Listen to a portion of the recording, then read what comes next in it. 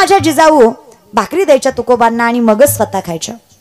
एके दिवशी असंच तुकोबांना भाकरी द्यायला गेल्या. तुकोबारायांना भाकरी दिली आणि माघारी येताना जिजाऊंच्या पायात काटा रुतला.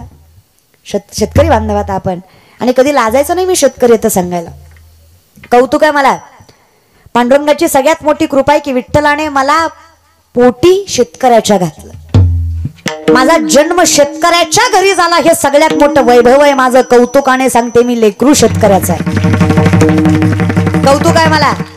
आजही माझा बाप, आजही माझी माय नीतिमत्ता सांभाळते. आजही माझ्या बापाला केलेल्या कष्टाची जाण आहे. आमच्याकडे पैसा चुकीच्या ठिकाणी वापरला जात, उत्मात केला जात नाही. किती पण येऊ द्या, जाण आहे. शेतकरी आहे ना, मातीची कदर करतो. कौतुक आहे मला की मी श्रीमंताची अवलाद नाही. अरे श्रीमंताच्या घरी गेला तर कब्बर चहा भेटेल याची खात्री नाही. माझ्या बापाच्या दारात कुत्र जरी गेलं तरी पोटभर भाकरी खाल्ल्याशिवाय दार सोडत नाही. हे वैभव शेतकऱ्याचं आहे. काय शेतकऱ्याची बायको बी असती दादा. अरे नुसतं तिखट मीठ तेल टाकते भाजीला, पण 5 स्टार सुद्धा फिकत तिच्या भाजी समोर. या श्रीमंताच्या 40 भाज्या करतात पण सगळ्या एकत्र केल्या तरी चव लागत नाही.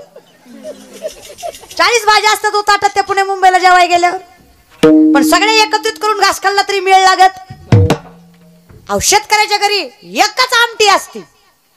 हा हा हा, पण पाणीच आमटी डोळ्याला, मजाच असती, झणकाच. शेतकरी त्याचं कारण होतं. शेतकऱ्याच्या घरी भाज्या का तिखट असतात तर पहिले शेतकरी गरीब असायचं आणि काय असायचं, भाजी तिखट केली की पाणी जास्त पिलं जायचं. पाणी जास्त पिलं की पोट, मग खाणं कमी लागायचं. काय डोकं होतं बघा. खाणं कमी लागावं म्हणून भाजी. शेतकऱ्याची श्रीमंत पण दुधात तूप ओतणार, मग महाराजाला तूप देणार. महाराज तूप पाहिजे का, दूध पाहिजे का, भाकरी पाहिजे का. श्रीमंताची भिन त्याला चपाती देते. फुलका आहे म्हणून खा. मारती का, फुलका खाती का अजून काय खाती. लई इड हो काय त्या बाया दादा. अहो त्यांचा स्वयंपाक कमी, नटनट जास्त. चप्पल घालून चहा घेऊन येते महाराजच्या. तुझा चहा पिऊन महाराज त्या पुलाखाली बोलताल ना. चप्पल घालणारीचा चहा पिल्यावर सुधारणार आहे का महाराजाला तरी. अवघडच काम आहे दादा. जुन्या पण जुन्या बायका दादा आहे. आजही माझी माय जुनी. शेतकरी तुम्ही, स्वाभिमान आहे. शेतकऱ्याच्या पायात काटा रुतणं काही नवल आहे का. शेतकऱ्याच्या पायात काटा रुतणं काही नवल आहे का. रुततोच दादा.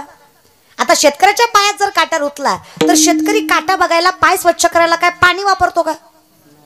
मग शेतकरी काटा कसा बघतो. हा, लाजू नका, सगळी थुक्यानच बघते ती. इतकं लाजू नका. इथं काही हायजीन वगैरे मेंटेन करायचं नाही, थुकाच लावायचा असतो. आणि शेतकरी थुकाच लावतो कारण बामणवाडीकर फार वेळा काटा ठेवला तर त्याचं कुरूप होऊ शकतं. ते आतमध्ये गेला की लवकर दिसत. मग काटा कसा बघायचा, पटकन बघायचा, थुका लावायचा. बरं खरं सांगा, एका थुक्यात काटा दिसतो का. शेतकरी तुम्ही, एका थुक्यात काटा दिसतो का. 2-4 वेळा तरी थुका लावावा. माझ्या जिजाऊच्या पायात काटा रुतला दादा. सामर्थ्य लक्षात घ्या. अखिल कोट ब्रह्मांड चालक निर्गुण निराकार विश्वाचा मालक पंढरीचा राजा द्वारकेचा सिंहासनाधीश्वर या जगाचा बाप वैकुंठ सोडून आला. अहो ज्याच्या चरणाच्या स्पर्शासाठी विश्व तळमळत, संसारिक जीवाला तर दुर्लभच, पण योगी विधिवत वैकल्य करतात तरी सुद्धा चरण दुर्लभच. अहो माणसाने किती त्याग करावा तरी माझ्या विठ्ठलाचं चरण दुर्लभच. त्या माझ्या विठ्ठलाने स्वतःच्या हातात माझ्या जिजाऊचा पाय घ्यावा. काय अधिकार असेल त्या मायमाऊलीचा. स्वतःच्या मांडीवर ठेवलाय पांडुरंगाने जिजाऊचा पाय आणि स्वतःचा थुका लावून काटा दिसतोय का बघतो. देवाला बी एका थुक्यात दिसला नाही काही की त्यानं बी 2-4 याळा लावला.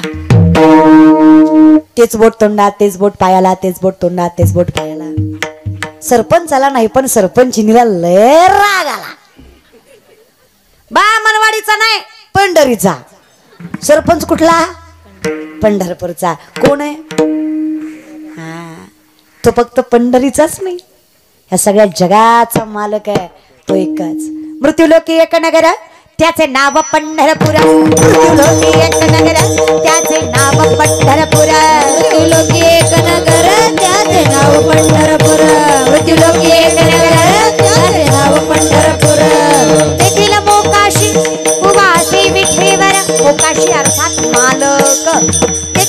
काशी उवासे विठ्ठेवर तुम्ही संत माय बाप एवढा उपकार करा तुम्ही संत माय बाप एवढा उपकार करा तुम्ही संत माय बाप एवढा उपकार करा तुम्ही संत माय बाप एवढा उपकार करा न्यामज तीर्थवरी दाखवा दिनाचा सोयरा न्यामज तीर्थवरी दाखवा दिनाचा सोयरा तुम्ही संत माय बाप एवढा उपकार करा तुम्ही संत माय बाप एवढा उपकार करा तुम्ही संत माय बाप एवढा उपकार करा तुम्ही संत माय बाप एवढा उपकार करा तो पंढरीचा मालक आणि मालकीण कोण बाप रखमा देवीवर माझी रखमाई माता राग आला सरपंचिनीला देव बायकोचं ऐकतो बर बर का बामणवाडीकर देव सुद्धा बायकोचं ऐकतो बर देव सुद्धा बायकोचं ऐकतो बर अजून एकदा सांगू का ऐकतो बर ऐकतो तो ऐकतो काय लागतं रे बायकाला दोन शब्द प्रेमाचे पण तुम्ही तेही बोलत नाही अहो तरुणपणी जमत तर म्हातारपणी तर जमतच नाही म्हातारी डोळ्यासमोर सलतीच नसती त्याच्या गावाला गोड बोलतो पण म्हातारीला नाही काय प्रॉब्लेम आहे काय आयुष्यभर त्या बाईनं सगळं त्यागलं रे घर दार माय बाप बहीण भाऊ अहो ज्या सुखासाठी विश्व तळमळतं ते सुख तिनं हातानं सोडलं फक्त तुमच्या सुखासाठी तुमच्या सुखात सुख मानते तुमच्या दुःखात दुःख मानते अहो तुम्हाला पाहिजे तसं राहते तुम्हाला पाहिजे तसं उठते तुम्हाला पाहिजे तसं बसते तुम्हाला पाहिजे तसं हसते तुम्हाला आवडतं तसं बोलते तुम्हाला आवडतं ते नेसते तुम्हाला आवडतं तशी दिसते अहो आपलं सर्वस्व त्यागते ती स्त्री अर्थात तुमची तुमची अर्धांगिनी आहे तुमची शक्ती आहे अहो माझा शिव सुद्धा अर्धनारी नटेश्वर आहे तो सुद्धा शक्तीशिवाय सामर्थ्य ऐकत जा रे दादा दोन शब्द प्रेमाने बोलायचं काय हरकत आहे काय लागतं बाई काऊ माय काय म्हणणं आहे तुमचं सासूनं बोलावं सासऱ्यानं बोलावं जावेनं बोलावं नंदेनं हिनवावं अख्ख्या गावानं त्रास द्यावा फक्त नवऱ्यानं म्हणावं कशाला टेन्शन घेते मी ना बाई आनंदानं संसार करते खरं की नाही ग माय बामणवाडीच्या माय मावल्या खरं की नाही ग अगं माझं झालं नाही म्हणून तुम्हाला विचारते ग अगं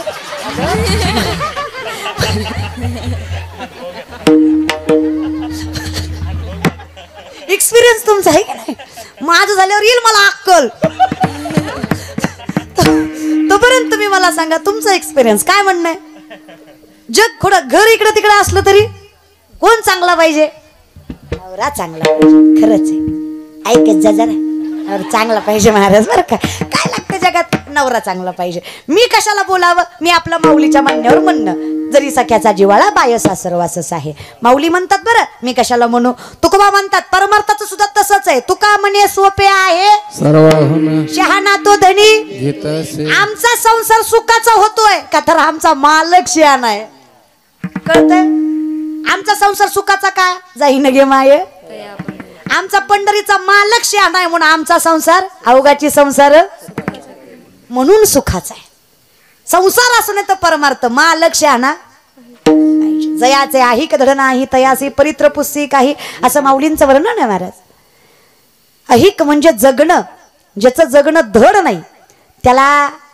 काहीही विचारण्यात मजा नाही म्हणून विनंती आहे सोपं आहे साधा अवघड नाही मग काय करायचं काही नाही शहाणा शोधायचा कुठे मिळणार आहे संत सांगतात ना हो आम्ही सांगतोय उठा जागे भारे आता स्मरण करा पंढरीनाथा भावे चरणी ठेवी माझा दुःख भाग्या जन्माच्या उठा जागे भारे आता स्मरण करा पंढरीनाथा भावे चरणी ठेवा माझा दुःख भाग्या जन्माच्या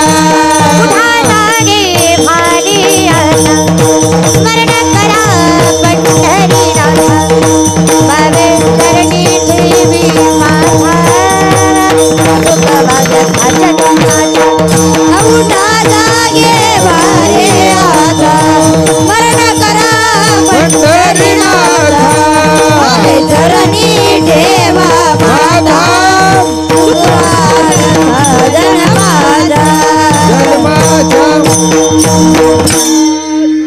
खूप प्रेमळ आहे माझा विठ्ठल, सगळं सगळं सहन करतो.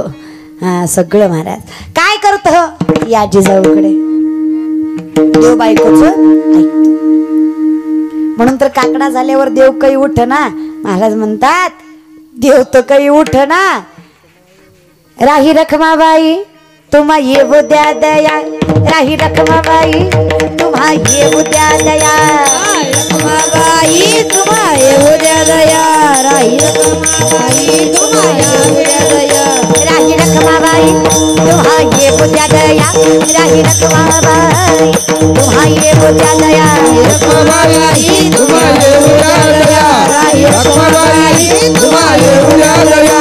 से जे हलवुनी जागे करा देवराया, से जे हलवुनी जागे करा देवराया, राही रखमाबाई तुम्हा येऊ द्या दया, राही रखमाबाई तुम्हा येऊ द्या दया, राही रखमाबाई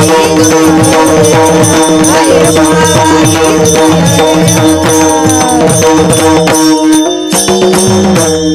तुम्हाला तरी दया येऊ द्या रखमाई माता आणि विठ्ठलाला जाग करा. महाराज देव ऐकतो. मग रखमाई माता म्हणल्या विठ्ठला स्वामी कळतं का आपणास कोण आहात आपण? विश्वाचे मालक ब्रह्मांड चालक, शोभत नाही तुम्हाला कोणास तरी हात घ्यावा आणि काटा दिसतोय का बघावा. काय म्हणेल हे विश्व? पंढरीचा मालक, द्वारकेचा राजा, जगाचा बाप. खरं सांगा देवा, सगळं दिसतं तुम्हाला, अर्धा तास झालं हिचा काटा बारा दिसना. विचार करण्याची गोष्ट आहे. न सांगता तुम्हा कळू येते, न सांगता ज्याला भक्ताचं मन कळतं त्याला काटा दिसणार नाही का?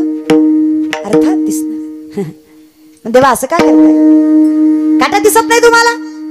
तुम्हाला थुका लावायची गरज आहे? तुम्ही का माणूस आहे का दादा?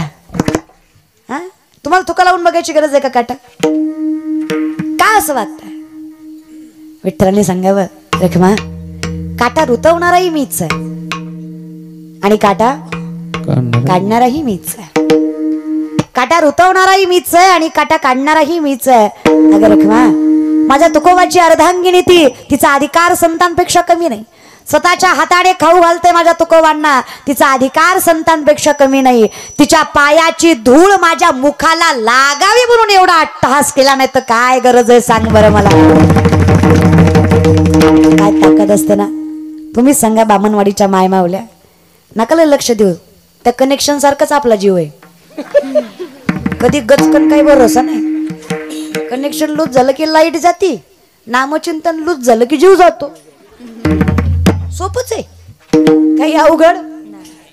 ह्याला जीव यायला कनेक्शन खतरनाक.